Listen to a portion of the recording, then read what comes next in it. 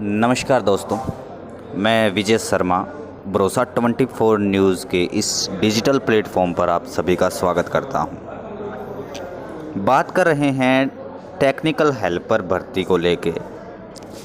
राजस्थान में ऐसी कोई भर्ती नहीं है वर्तमान में जो विवादों में नहीं गिरी हुई। पहले आप लोगों ने देखा होगा कि रीट की वैकेंसी आई थी तो दोबारा पेपर करवाना पड़ा था। हाई कोर्ट की वैकेंसी में भी ऐसा ही हुआ था कि पेपर दोबारा करवाना पड़ा था।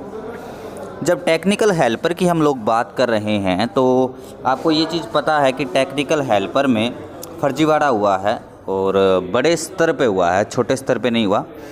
हालांकि पोस्टें अगर बहुत ज़्यादा होती तो थोड़ा बहुत सोच भी लेते कि 500-700 पोस्टें जो है वो बिक गई, लेकिन जब पोस्टें ही 1512 निकाली गई है और उसमें से अगर 1000 पोस्टें बिक जाती है तो पढ़ने वाले बच्चे के साथ क्या बीतेगी आप खुद समझ सकते हो। न्यूज़पेपर में आप लोग देख रहे हो, पिछले 2-3 दिनों से लगातार खबरें आप लोगों को मिल रही है, लेकिन प्रशासन जो है वो पूरा पेपर, मेंस एग्ज़ाम की मैं बात कर रहा हूँ, पूरा पेपर दोबारा करवाने का नहीं सोच रहा। वो सिर्फ उन्हीं 5 सेंटरों का पेपर दोबारा करवाएगा और दोबारा भी नहीं करवा रहा, एक बार ही पेपर होगा, सिर्फ रीशेड्यूल हुआ है क्योंकि उन लोगों ने पेपर दिया नहीं है एक बार भी। तो विभाग दोबारा किसी का पेपर नहीं करवा रहा, ध्यान रखना। तो अभी मैं कुछ चीज़ें जो है वो आज के पेपर में आई है वो मैं आप लोगों को दिखाना चाहूँगा। और एक ये न्यूज़ आप लोग देखोगे कि नक्सल गिरोह के कंट्रोल रूम से जुड़े थे 20 परीक्षा केंद्र। ये जयपुर की है और पत्रिका की खबर है। और जो गिरफ्तार आरोपी है वो 31 अगस्त तक यहाँ पर इनको रिमांड में रखा गया है। देखो 20 सेंटर का नाम आया है, ठीक है। 20 सेंटर जो है इनकी निगरानी में थे, ऐसा कुछ था। बच्चों के कंप्यूटर्स जो है वो अपने आप चल रहे थे कुछ बच्चों के, और कुछ लोगों ने बताया भी है कि किस किस के कंप्यूटर चल रहे थे, उन्होंने रजिस्ट्रेशन नंबर वगैरह भी भेजा है। अगर अभी भी प्रशासन चाहे तो आंखें मूंद के बैठ सकता है, आंखें बंद कर सकता है। आज के जो न्यूज़पेपर में खबर आई है वो ये आई थी। वैसे तो इसमें नॉर्मलाइजेशन का कोई दावा नहीं था कि नॉर्मलाइजेशन होगा, एक ही शिफ्ट में पेपर होना था, लेकिन अभी इन्होंने खबर दी है कि टेक्निकल हेल्पर भर्ती नॉर्मलाइजेशन के बाद बनाई जाएगी अभ्यर्थी की मेरिट। पहला पेपर आपने देखा था कि बहुत ज़्यादा सिंपल पेपर था, तो ये उन बच्चों के साथ अन्याय होगा जो दूसरी बार पेपर देंगे।